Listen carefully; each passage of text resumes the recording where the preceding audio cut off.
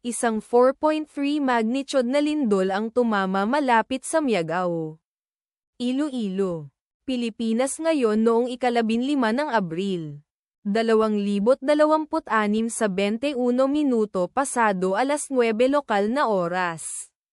O noong ika-15 ng Abril. 2026 sa 1:21 Coordinated Universal Time. Ayon sa ulat ng PHIVOLCS sa website nito, ang lindol ay matatagpuan sa napakababaw na lalim na 10.0 na kilometro sa ibaba ng ibabaw. Sa coordinates latitude 10.59 at longitude 122.29. Ang eksaktong magnitude, epicenter at lalim ng lindol ay maaaring baguhin sa loob ng susunod na ilang oras o minuto habang sinusuri ng mga seismologist ang data, at pinipino ang kanilang mga kalkulasyon, o habang inilalabas ng ibang mga ahensya ang kanilang ulat.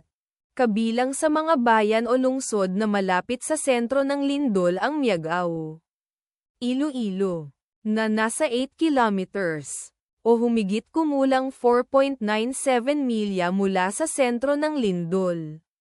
Gimbal, Iloilo, na nasa 9 kilometers, o humigit kumulang 5.59 milya ang layo. Iloilo City, na nasa 33 kilometers, o humigit kumulang 20.5 milya ang layo. Leganes, Iloilo, na nasa 39 kilometers, o humigit kumulang 24.2 milya ang layo. Ang inirerekomendang pagkilos ay maging mapagbantay para sa mga posibleng aftershocks na maaaring mangyari. Ang taya ng panahon para sa lugar na malapit sa epicenter ngayong araw ay inaasahang magiging bahagyang maulap sa buong araw.